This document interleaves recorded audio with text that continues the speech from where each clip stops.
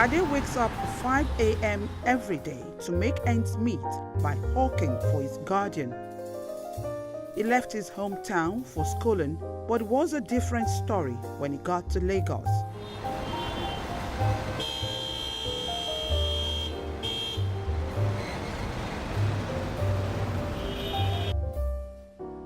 Like him, thousands go through this heartbreaking reality. Domestic servitude is the next big thing in the world. According to the ILO, over 168 million are engaged or exported for unimaginable labor.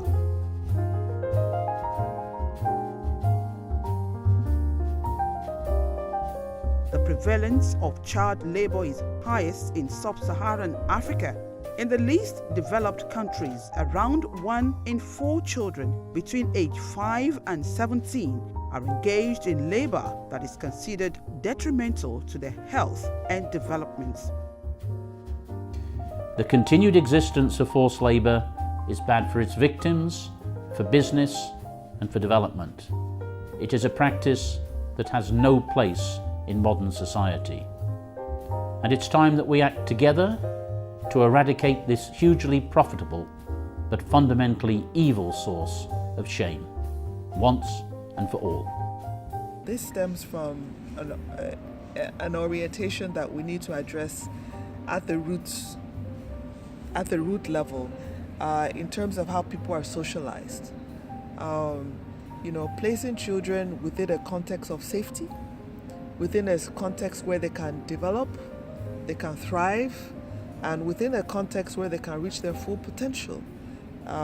So we need to begin to see children as the future and not as objects of servitude, or to be abused. I think that is one mindset that definitely will be an immediate intervention to begin to reorient the society where this is taking place. And it's said that the young people are the future of this country, and if these young ones are not properly tutored, trained, then Nigeria has no hope. They have to provide a conducive environment for our children. Even a parent should provide a conducive environment. If a child is in a dirty place, he can't think well, you understand? So I think the government should do their own part, the parents should do their own part.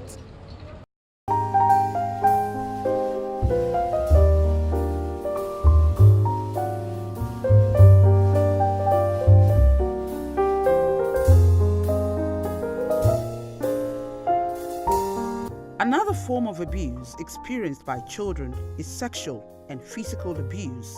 Kids from all walks of life, regardless of color and race, endure violence, and millions more are at risk. Violence occurs in many settings, including the home, school, community, and over the internet. Similarly, a wide range of perpetrators commit violence against the children, such as family members, intimate partners, teachers, neighbors, strangers, and other children. Such violence not only inflicts harm, pain, and humiliation on children, it also kills. To end this heartbreaking reality, the United Nations set aside a day to set the agenda for the welfare of every child. It is annually observed in Nigeria on May 27th. The holiday is celebrated by government and non-governmental organizations while children have day off. Observance of Children's Day in Nigeria is aimed to raise public awareness of problems that children face. About 42% of the Nigerian population are children, and 1/3 of children aged between 6 and 14 do not go to schools. Many children leave schools for different purposes, and children's rights are often violated. Unfortunately, the more stiffer measures put in place by government to end all forms of violence against children, increasing statistics are recorded on a daily basis. And our duties to the poorest and the most vulnerable must come first and must be paramount in the job that we do ahead. The greatest danger is when people, men and women of goodwill, do nothing in the face of injustice. Then none of us can afford to be found wanting in the tasks ahead. Let's look beyond the figures. Let's look at the faces. Let's remember the horror, the trauma, the nightmare that sexual offenses brings. It's a nightmare that keeps replaying. Something is lacking.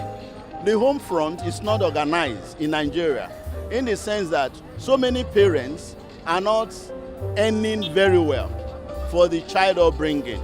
If we want the child to be so restrictive in his demands, we are suppressing the child. But we have to do with what we have. What do we have? We don't have a buoyant salary. We don't have a buoyant economy. Parents are cutting corners to make ends meet. Be that as it may, the children had to be made to comply with the little the parents are earning. But what do you see in the society? The children are becoming disobedient, they are becoming insubordinate, they are becoming revolutionary. Our educational policy should be right. It should be right. It should be favorable. In other countries of the world, children are educated freely. Freely. They don't pay to educate. Education is priority. So, Nigerian government is not giving child free education. Child rights advocates say protective measures such as effective procedures for the establishment of social programs to provide a necessary support for the child and punishment be meted out on the culprits. All along, we've had people complaining that cases against sexual violence cases take very long, and special offences cases take very long, corruption take very long. But now that we have dedicated courts, it means the trials are going to be faster. We believe that with this designation of 2 domestic and sexual violence courts, we believe that justice will be expedited.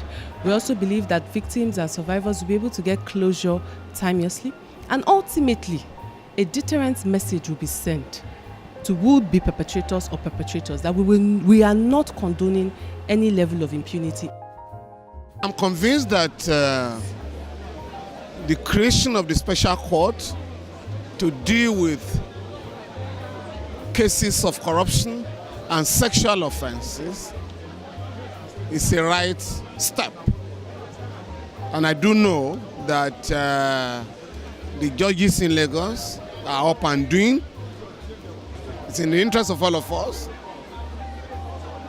because unless we deal with corruption, sexual offenses, and other white crimes, we will have no peace in this society. So that's why I'm convinced that this court has come at the right time. We need to strengthen social protection floors to prevent households from sliding into the poverty that pushes people into forced labour.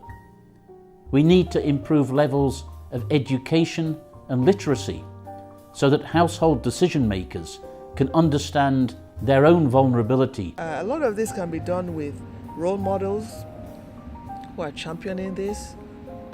It can be done with peer educators where children themselves learn to speak up and they become self-advocates.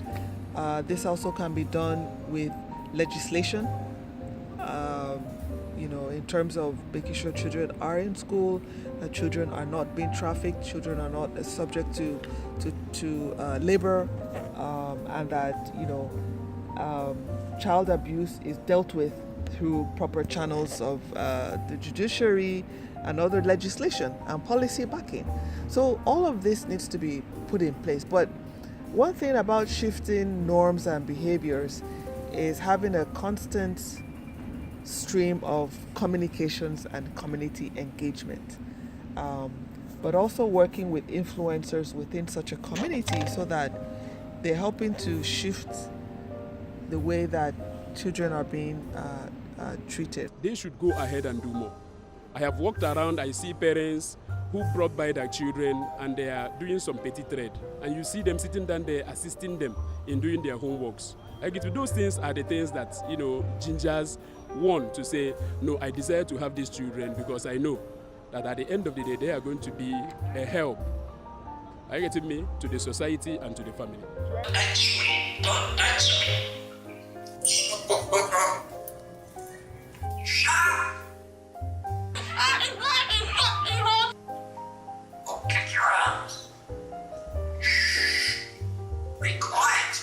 All forms of violence against the children, however light, are unacceptable. If a parent can remember what happens in an abusive home, what about the children? Our children are our future.